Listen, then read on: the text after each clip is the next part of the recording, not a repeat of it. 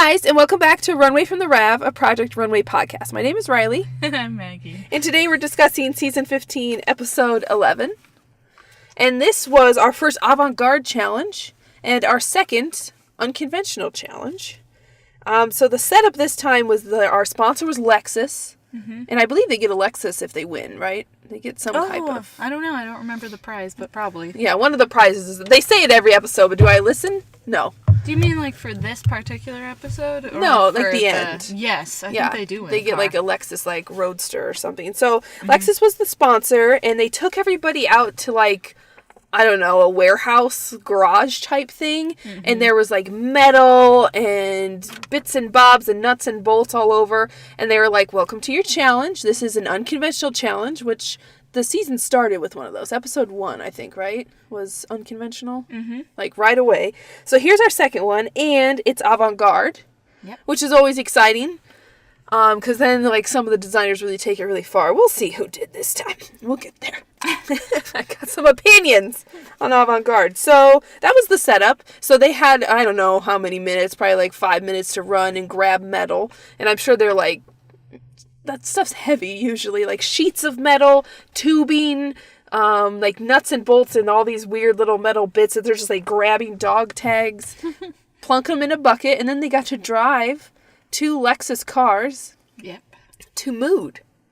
I heavily doubt the designers were driving.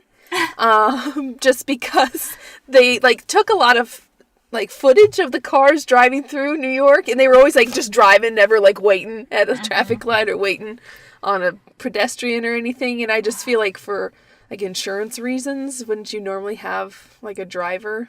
Yeah, and I mean, I wouldn't want to. I would not want to drive a brand new Lexus through New York. Yeah, and I don't think any of them who are left are from New York. So no thanks. So they went to Mood, and the idea was that most of their stuff would be the unconventional metals, but then they also got $150 at Mood to buy like traditional fabrics with, but obviously a pretty small budget. And Swatch not having it this week. No. He was, normally Swatch, like, you get a little shot and he's napping, or, you know, he's just kind of, like, getting pet by Tim, like, just checking things out. Not this episode. He was barking constantly, or he barked for 2 minutes and they just made it seem like he was barking for their whole, like, 20 minutes. Mm-hmm. He was just swatching it up. Most of the designers commented on it, because normally Swatch is pretty quiet, and they're like, and Tim Gunn, bless his Tim Gunn heart, wearing a suit is like, Swatch, now just what is the matter? Like, he talks to Swatch like a designer, like one of his students. And he like got down on his hands and knees. He's like, what's down here? What are you looking at? And he's like, there's nothing. You just wanted me in this position. Quote, Tim Gunn quote of the week. You just wanted me in this position. Amazing. I love the little Swatch things. I just love it. And when this week he's just not having it. It set the mood for the whole episode for me. Okay. I was like, Swatch is on guard. I'm on guard. I'm ready. So then we went to the workroom. Yep. And it was loud. I can't imagine actually having to work there. People are hammering, they're cutting. Metal like makes like a whine when you like cut, you know, it's like oh, and the banging and the chains. I would have probably just been like the noise. I mean, I guess you're making your own noise, maybe it's not that bad, but by the time you're to like the sewing construction part and people are still over there like bang bang bang, it's fine. Like, oh my god. Now there's only 6 of them. It's the top 6 designers. Mm-hmm. So the workroom now pretty spacious. Everybody's got plenty room. Yep. Were there any memorable things from the workroom for you? Because I took some notes. Well, I don't know.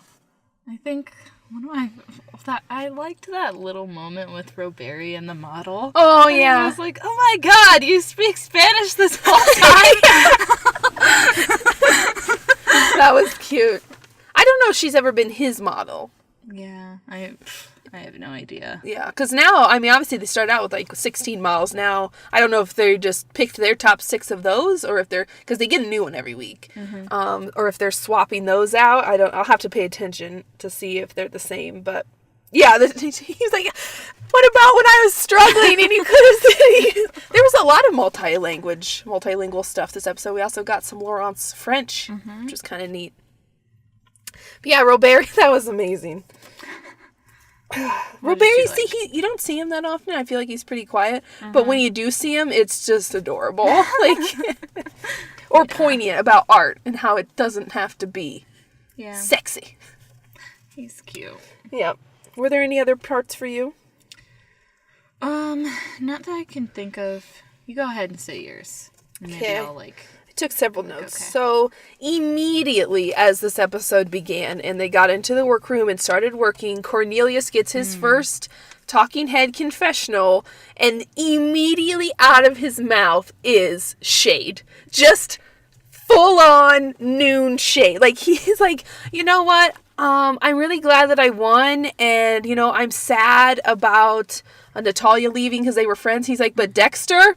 Nope, don't even care. And it was like, oh my God, he's gone, get over it. And then the entire episode, this kid who's self-admittedly a student, recently graduated, not that makes him less of a designer, but just this whole episode, shade this, shade that, shade on Aaron, shade on Majing, shade on Laurent, like just throwing shade while he's attaching black tubes to a black dress. And I was just like, Cornelius, the last couple episodes, we almost, or I can only speak for myself right now, I guess, you were almost redeeming yourself, you know, after being like bullied in that one episode, whether or not you agree it was bullying, I think it was.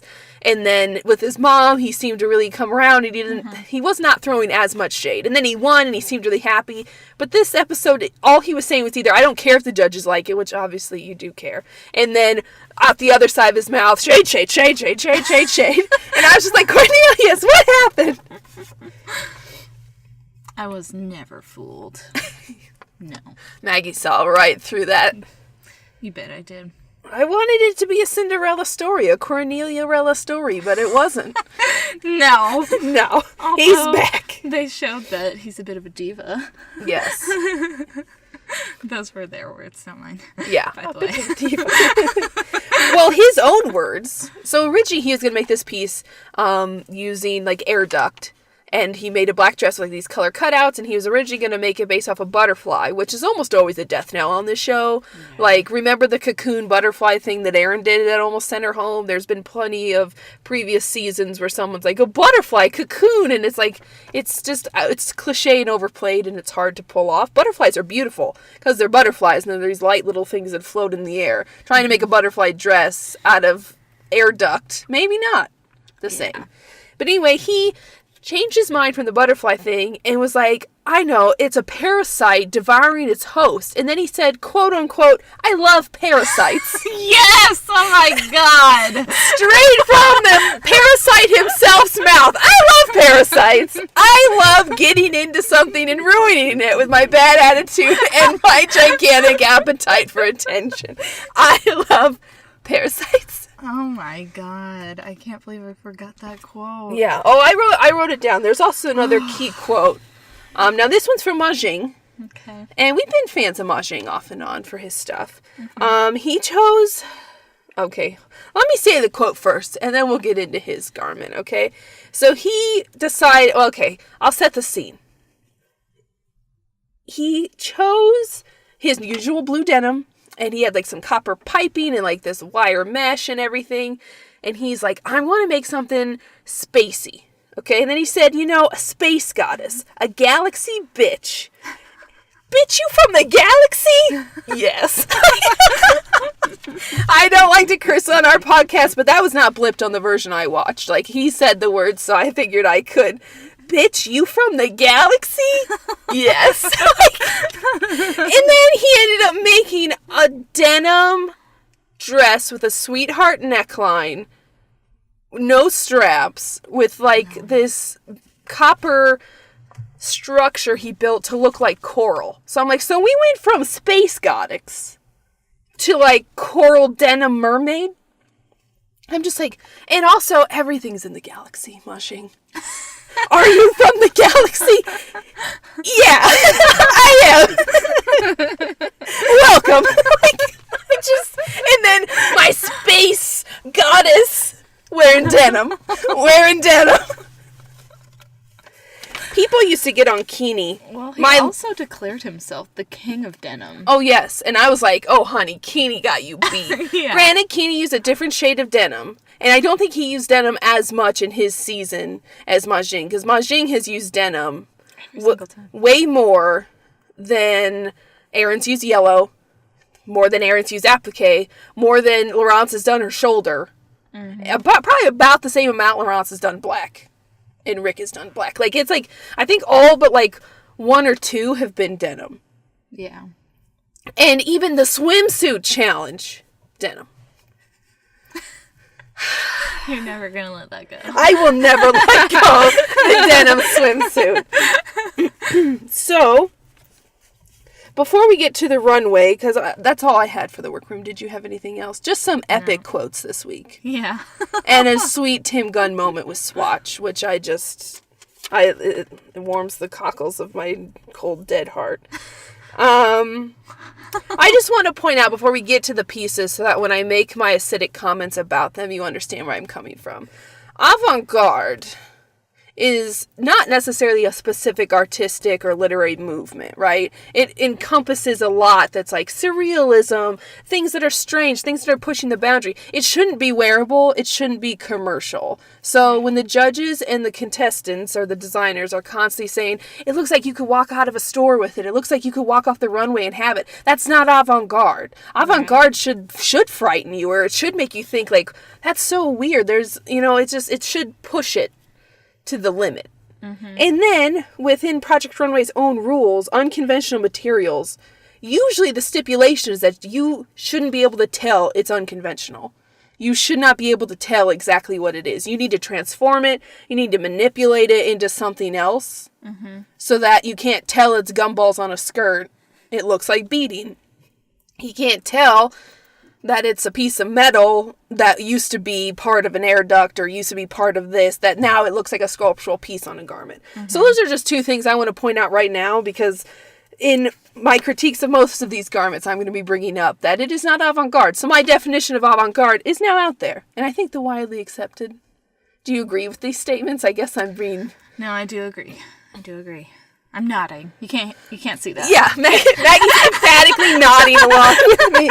And then the unconventional materials, that's just Project Runway's own rules that they've always had. Mm-hmm. That they really dislike it if they can see muslin. They really dislike it if they can tell, that it's like you just put a CD on there. Or like with Ian in our original unconventional challenge, he just took a Polaroid and put a Polaroid on a muslin dress. Mm-hmm. Not what we're looking for. Was that this season? Yeah, Ian was the first one eliminated in the first unconventional. Oh, that feels like a whole other season. Mm-hmm. Wow. And I believe Erin won that, but now I don't remember. This show's been going for a while. Yeah, well, and we had that break for Thanksgiving, and it feels like it's been 3 years since we've done a podcast. This one might be rough. Okay, probably already is. No, I think this is actually our best yet. I mean, I don't want to call it too soon, but the quotes alone. Galaxy, bitch!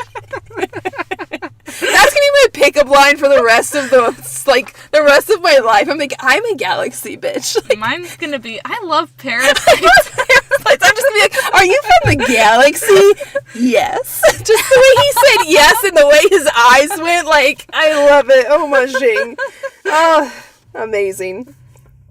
Okay, so let's move on to the runway then. Okay, so there's only 6 designers, so runway was pretty quick. And because there's 6 now, no one is necessarily safe right out of the gate. Like, pretty much everybody gets a critique. Mm-hmm.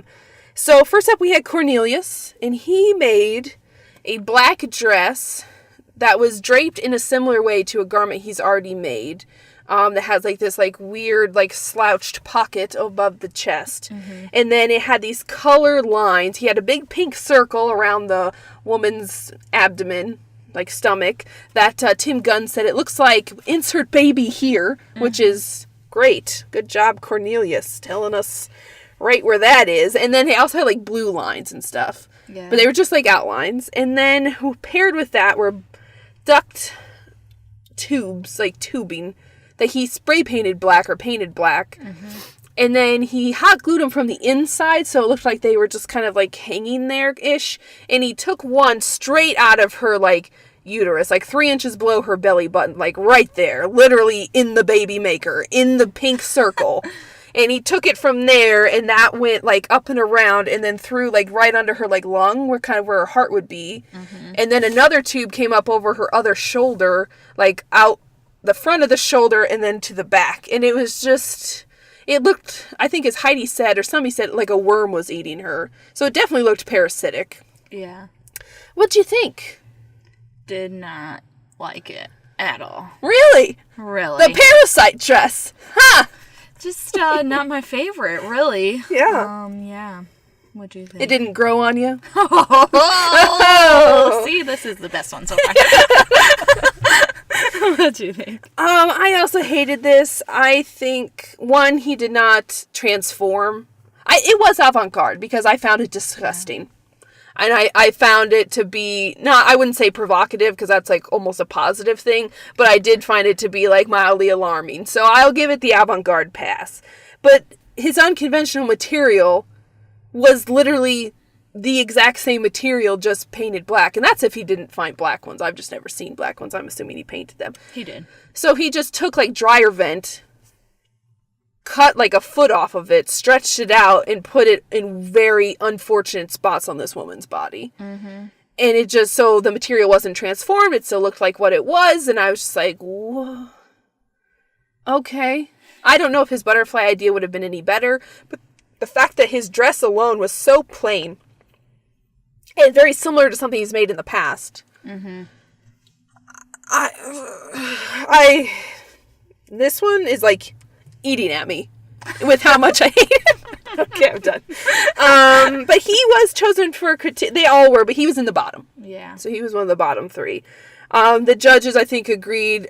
We did get a great Zach Posen moment where he was like, I feel like I'm getting a sound effect. And then he cupped his judging cards around his mouth and made like a noise out of it. And he's like, that's the sound I'm getting. And all the girls like were just like, what? But I agreed. It looked like this worm parasite was actively eating her, but that like in an alien style moment, it was like born of her. It was awful. And then just the dress itself was like nothing. And then with these colored outlines and the big pink one around her uterus, and then this thing coming out of her uterus, which that must be Nina's favorite word. I think she said uterus like 6 times this episode. Well, because Heidi was trying to challenge her. She was like, no, it's the belly button. Right. And Nina's like, no, it's definitely not. Yeah. And even if it was the belly button, guess what? When you have a baby, the belly button is connected via an umbilical cord. So maybe this was an alien umbilical cord eating its host. Ugh. That's somehow grosser. God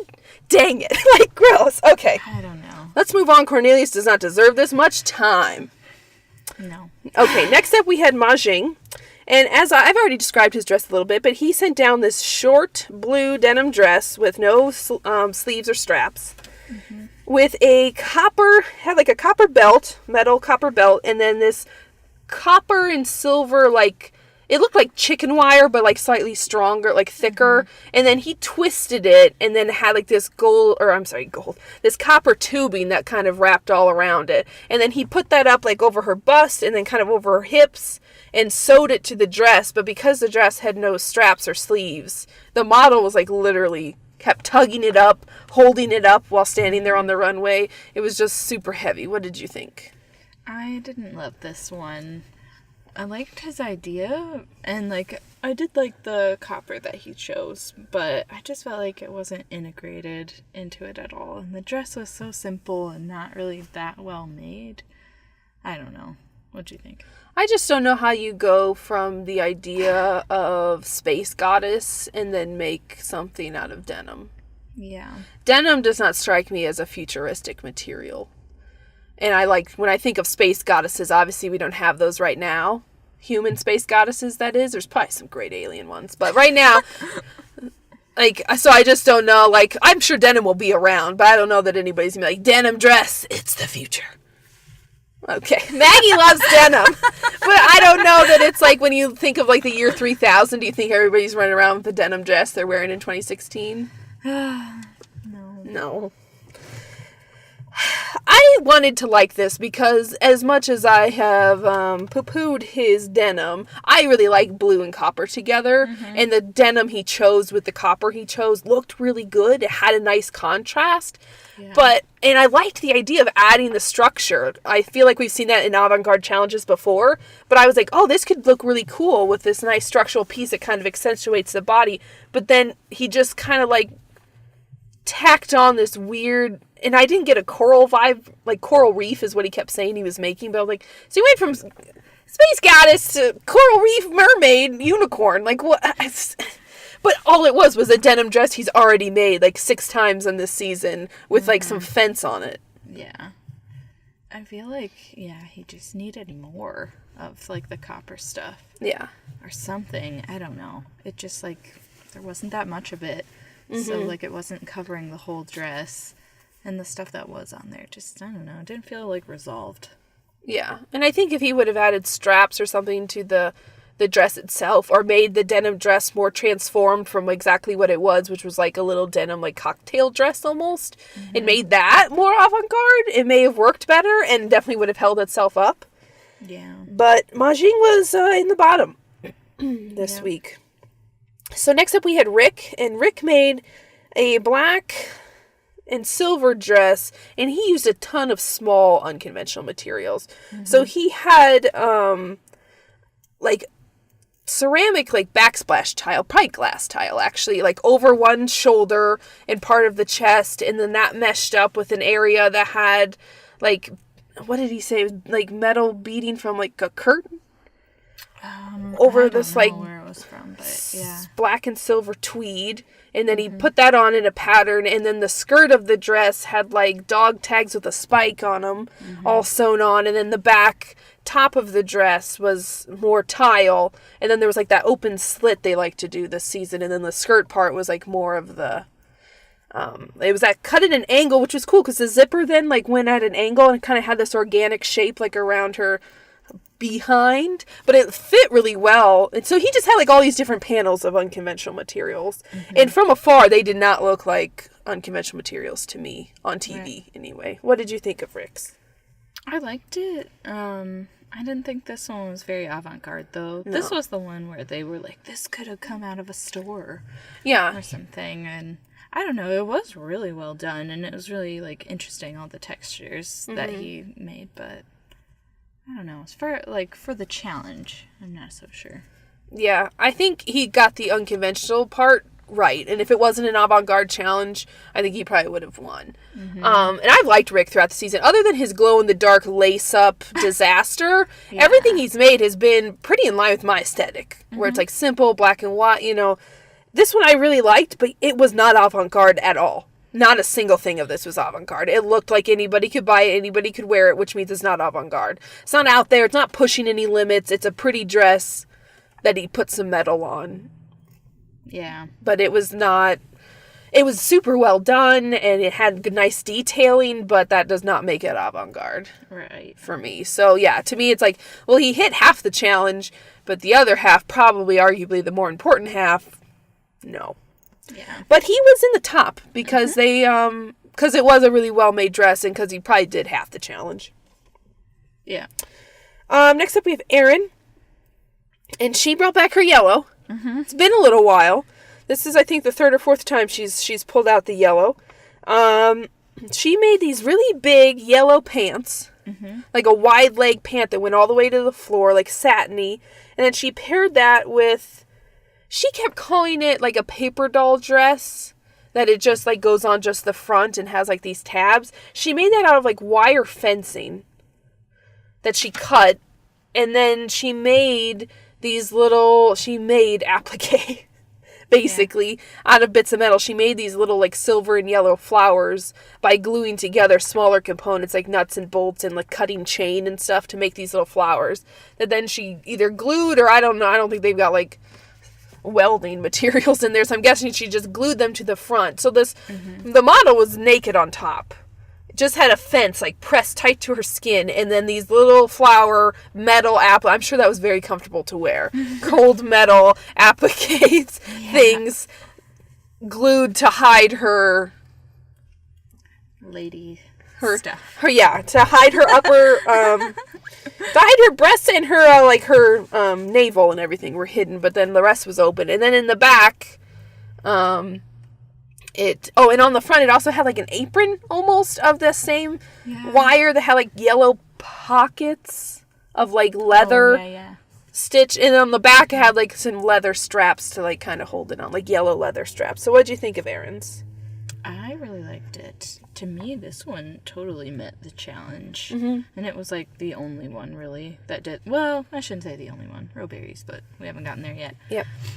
But I really liked it. The yellow, I mean, she got really lucky with her model this week. Her model looked beautiful in yellow. Yeah. And I don't know. It was just weird, but it was cool. Like, somehow it all worked. Like, I was not sure where she was going that whole time. Like, and I didn't really understand the paper doll thing. Like, I mean, obviously I know what a paper doll dress is, but I just wasn't sure, like, how she was going to get there with all the metal. But I don't know.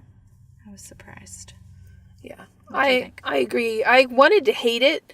Because I hated the little flower things when she was initially making them, and I was just like, only Erin would go to a warehouse and grab metal and make applique flowers out of it. But I agree, it was probably one of only like of the 3 dresses that were actually avant-garde. Including Cornelius's and Rowberry's, so it was avant-garde. And to be fair, once the flowers were done, they did not look like the components they were. Right. So that part of the unconventional challenge. And I also really, really liked that she did pants. I thought that was a really cool, instead of doing like a short skirt or one of her like A-line little or like weird big jacket things, I really liked that it was these like cool wide leg pants. Yeah. So I'll give it to Erin. I did like that. And she was in the top. So next up we had Laurence, and we heard more from her this week of her just cool, calm demeanor. When people were rushing for materials, she's like, I don't run, I walk and get exactly what I want. And I was like, of course you do. And she called it a stair dress. And it was black, and then it had a lot of detailing, so that she did her like classic kind of boxed shoulder that had like some metal on top of it. The front of the dress was black, and then she like spray painted black chain and then cut individual links to add like this cool kind of like not tassel, but like pattern. And then the skirt was this multiple tiered skirt that looked like a tire, according to Heidi, of like ruched black, and I think it was like leather and then a fabric. What did you think? I thought it was just okay. It wasn't her best. No. For sure. And, like, she did have some construction issues. Like, it ended up being pretty short. And I honestly liked it better in the workroom than I did on the runway. Like, I didn't really like when she added in the blue, like, I mean, it was still black, but whatever it was. I didn't really like that. I kind of liked it when you could still see the wire that she had in there. But I guess that wasn't her intention, because she kind of weaved it through there. Yeah. Sort of, but I don't know. I was kind of worried about her this week. I was. We saw a lot of her in confessionals and talking, and usually that's kind of like we saw a lot of Cornelius, Laurence, Erin, and Majing. We rarely see much of Rick. He gets a couple statements, a little Rowberry as well. Erin, Dexter, and Cornelius are like our voices.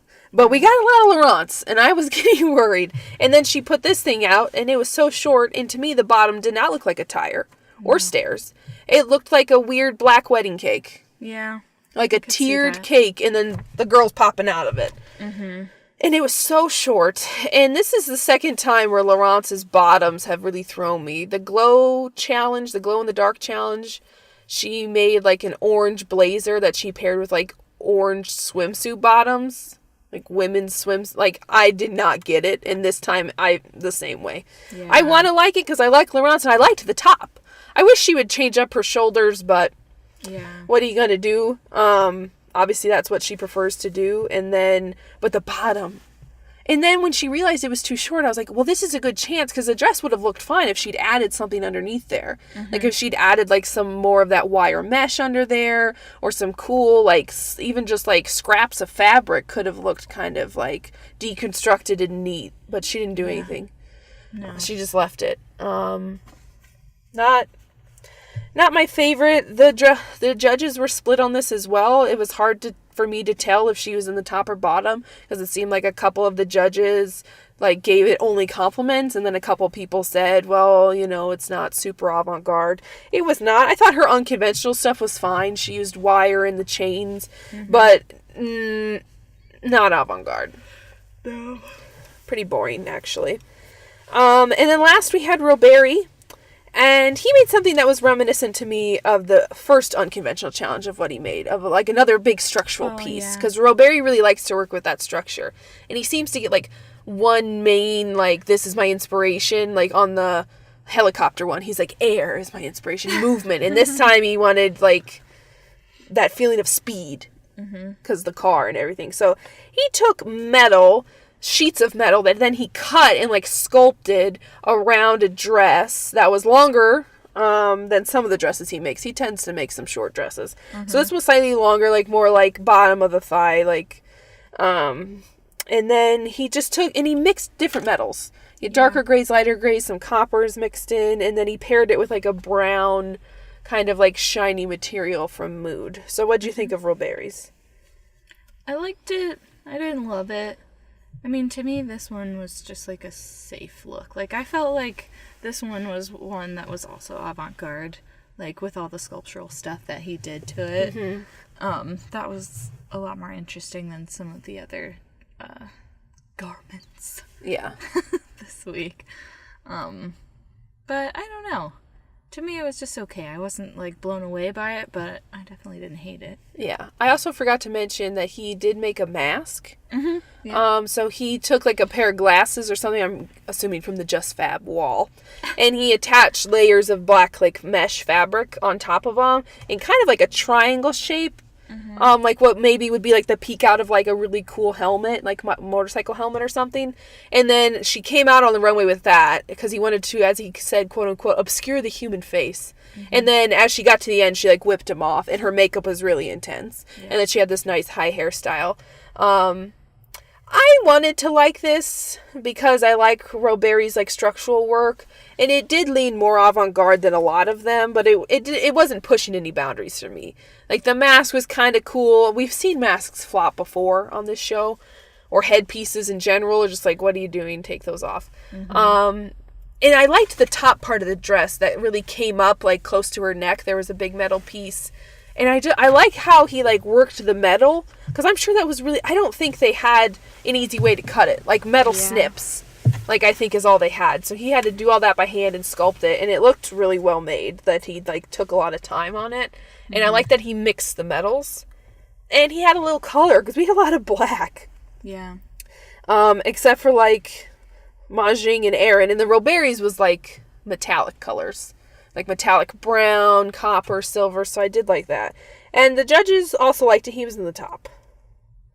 So that means our top were Rick, Aaron, and Roberi. And then the bottom was Cornelius, Mahjong, and kind of Laurence. But she was kind of split. Okay. So it turned out the winner this week was pretty much, I think, between Rick and Aaron. And it turned out to be Aaron. So she's had her first win for a long time now. Yeah. Because she's been in the bottom for a long time. I think it's interesting that it's literally the episode after Dexter was gone, because they seem to just spend a lot of time together and build each other up, and then neither of them are really producing as well as they had early in the competition. Yeah. So I found that to be kind of interesting, that this was like a return to form for her, because she was doing well early on, and I think that now she takes more of Tim's critique, I think, because she doesn't have anybody else like fulfilling her ego, like boosting her up, so... Or vice versa with her and Dexter. So Aaron was the winner. And then Rick, Laurence, and Roberi were safe. So they were let go. And then the bottom two were Mahjong and Cornelius. And it turned out that Mahjong went home. How'd you feel? Maggie sighed angrily and then turned dramatically to look at the lake in front of us. Disappointed! Well, yeah, we all know that I'm a bitter, petty person. And I just don't want Cornelius to make it to the finals because I just don't feel like he's in the same league at all. Like, I don't know. He's made maybe one thing that I liked. I'm pretty sure. Last week, right? The New York one. Yeah, was that the stupid golf? Yeah, it was going to be golf course, yeah. The gray one, yeah. Like, that's the only thing that I've been impressed by so far from him, and it's the 11th episode.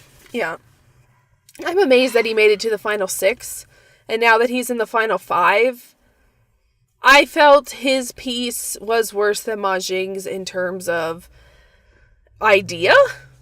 But I get why the judges kept it, because it was weirder than Ma Jing's. Yeah. And if you took the structure off Ma Jing's dress and put it up against Cornelius's dress without the tubing, and it was still avant-garde, at least Cornelius's was this weird black thing with a weird pointy pocket above the chest and these weird colors, and then Ma Jing's was just a denim dress. Right. I know. This one, I was torn because I didn't really like Ma Jing's either. Yeah. Like, yeah, they were both definitely bottom dresses. But dang it. Well, and I didn't see, I mean, I like Ma Jing, and I've liked some of his pieces, but because he always goes to denim, and denim just isn't super high fashion, and because denim isn't really pushing the, like, people been wearing denim and denim dresses for a long time. Keeney's initial season was, 2-3 seasons ago, and he was rocking denim all the time. So it's just like, it's kind of a played out fabric in terms of high fashion design. So it's just like when he kept going back to that, it just told me that he has to rely on his like backup too much. Mm-hmm. So I didn't see him or Cornelius making it to the final 3 or 4. Right.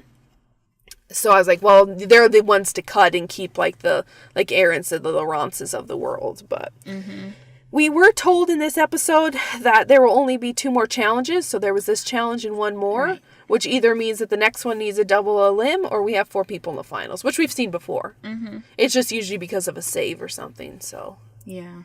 And speaking of saves, I wonder if that's part of the reason Cornelius is sticking around is because Tim used his save on him. And the producers are like, make it last. Like, yeah. But we'll see. But otherwise, that was season 15, episode 11. Yep. How'd you feel? I'm gonna keep an open mind. Okay, yeah. I like who we have, except for that one person. Yeah, because now our top 5 are Cornelius, Rick, Aaron, Laurence, and Roberi. And I think Rick, Aaron, Laurence, and Roberi are strong. Mm-hmm. They're probably the strongest we've had, other than maybe Alex, who got cut pretty early, and I think he could have made some more stuff.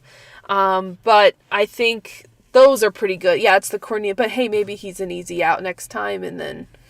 But it'll be interesting. There could be a double elim, and then it's just 3 people in the final. It's hard to say. Yeah. Because there's 1 challenge left, and then there'll be the finale. Who would you want for your final if it goes down to 3? If it goes down to 3, Laurence and Rick, just because I like them. Yeah. And I think they've been pretty consistent. Rick had his 1 downfall, so did Laurence. Well, now 2 for Laurence, really. I know it's going to be Aaron. I would prefer Roberi over Aaron, but I think they're the 2, like, visual ones. But I could also see Rick or Laurence having a misstep. Yeah. But I think my ideal, just because I would really like to see Laurence and Rick's collection, because they're more my style. And then, personally, I would rather see Roberi than Aaron, but I think it'll be Aaron. What about you? Yeah. The stuff that Erin does, I don't know. It just interests me, and I like how her stuff is usually, like, very colorful. Mm-hmm. Yellow. Yeah. And light blue, but yes. Well, still, though, she's one of the few people left who likes color. Right, true. And then, I don't know. It is just so tough. Like, because I would be interested in Roberi. I feel like his take on things is completely different, whereas Laurence and Rick are pretty similar to me. They are, yeah.